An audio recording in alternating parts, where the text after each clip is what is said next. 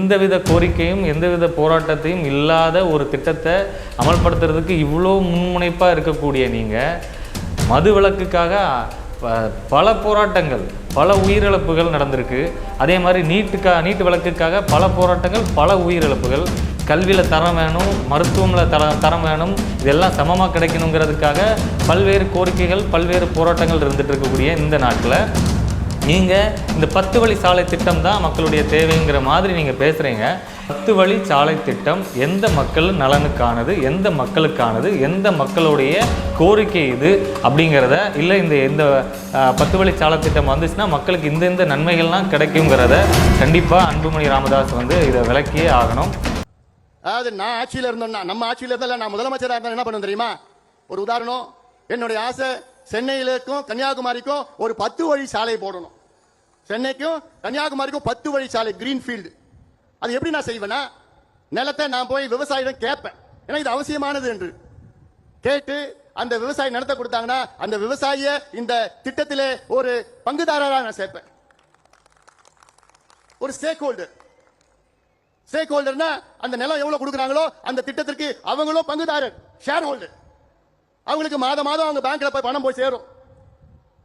இந்த டோல்கேட்ல கலெக்ட் பண்ற மாதிரி காசு எவ்வளவோ கோடி கணக்கான, ஆயிரக்கணக்கான கோடி, அதுல 3ல் 1 பங்கு கொடுத்து நிலம் கொடுத்த விவசாயிக்கு மாசம் போய் சேரும். அப்ப என்ன பண்ணுவான் விவசாயி? விவசாயத்தில் நட்டோம் எடுத்துக்கங்கன்னு சொல்லுவோம். இதுதான் முறையானது. ஏன் இப்போ பரந்தூர் விமான நிலையம் 5000 ஏக்கர் எடுக்கிறீங்க, அதுல கிட்டத்தட்ட 3200 ஏக்கர் விவசாய நிலம், தனியார் நிலம். அது அந்த விமான நிலையத்தில் அங்க இருக்கிற விவசாயிகளை பங்குதாரராக சேருங்க. ஏன் அவங்களை நீங்க அகற்றுறீங்க? ஏன் அது அதானி அம்பானி மட்டும்தான் அது கொடுக்கணுமா? அதுக்கு முதலாளி அதானி அம்பானி மட்டும்தான் இருக்கணுமா? ஏன் அங்க இருக்கிற விவசாயிகளும் அந்த விமான நிலையத்துக்கு முதலாளி ஆக்குங்க, அவங்களுக்கு பங்கு கொடுங்க, ஷேர்ஸ் கொடுங்க, அவங்களுக்கு மான மரியாதை வாழ வையுங்க. இதைத்தான் செயல்படுத்த வேண்டிய இவ்வளோ திட்டம் இருக்குயா, எங்க கிட்ட எவ்வளவு திட்டம் இருக்கு.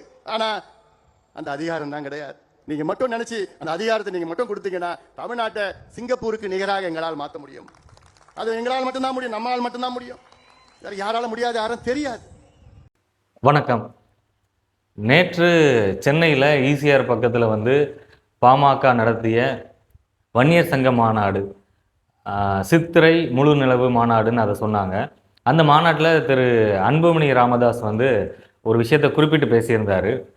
அதாவது பாமக ஆட்சி அதிகாரத்தை கைப்பற்றி திரு அன்புமணி ராமதாஸ் முதல்வர் ஆனால் அவர் 10 வழி சாலை திட்டத்தை கொண்டு வருவாராம். 8 வழி இல்லைங்க, 10 வழி சாலை திட்டத்தை அவர் கொண்டு வருவார்.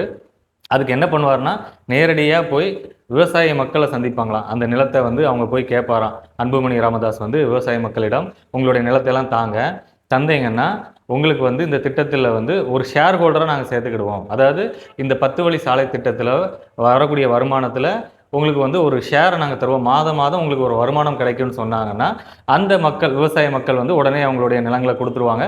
இதுதான் சுமூகமாக முடிக்கக்கூடிய ஒரு வழி. இப்படி தான் இந்த திட்டத்தை அமல்படுத்த முடியும் அப்படின்னு திரு அன்புமணி ராமதாஸ் பேசியிருந்தார். இதில் நம்மளுடைய கேள்வியும் சந்தேகமும் என்னென்னா, இந்த 10 வழி சாலை யாருக்காக? இந்த 10 வழி சாலைங்கிறது ஏற்கனவே 8 வழி சாலைக்கே அவ்வளோ போராட்டங்களை பண்ணிட்டு இருக்கிறாங்க மக்கள்.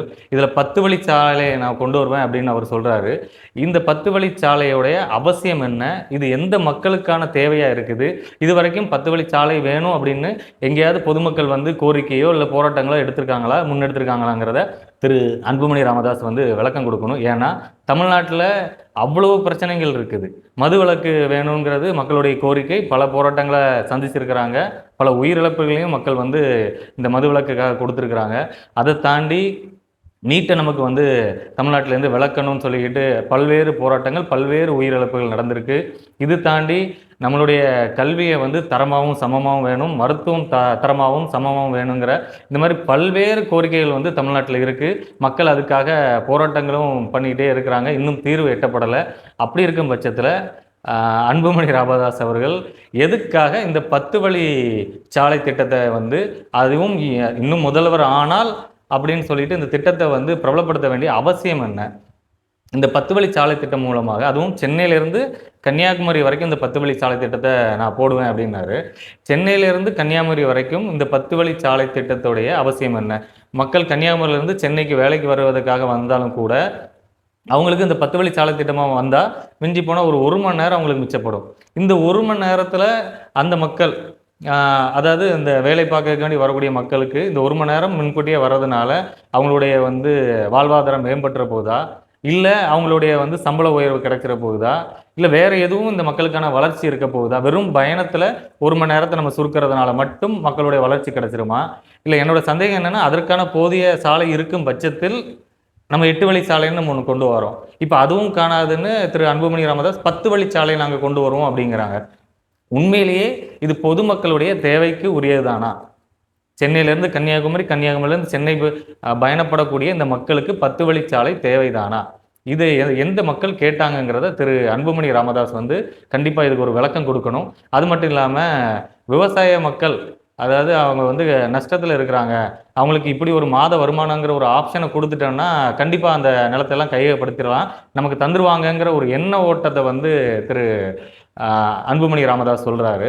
இப்போ என்னுடைய கேள்வி என்னென்னா, 8 வழிச்சாலை திட்டத்துக்காக மக்களுக்கு அந்த நிலத்துக்கு உரிய விலையை கொடுத்து வாங்குறதுக்கு முன் வந்தாலும் கூட அந்த மக்கள் அவங்களுடைய நிலத்தை அரசுக்கிட்ட ஒப்படைக்கிறதுக்கு அவங்க தயாரில்லை. என்ன காரணம்னா, விவசாய மக்கள் அந்த நிலத்தை வெறும் ஒரு விலை உயர்வு அந்த மாதிரி விஷயமா அவர் பார்க்கல, அவங்களுடைய வாழ்வாதாரமாக அதை பார்க்குறாங்க. அது மட்டும் இல்லாமல் அவங்களுடைய ஒரு நேசிப்பு அந்த நிலத்தில் இருக்குது. நிலங்கிறது அவங்களுக்கு உயிருக்கு சமமாக அவங்க மதிக்கிறாங்க.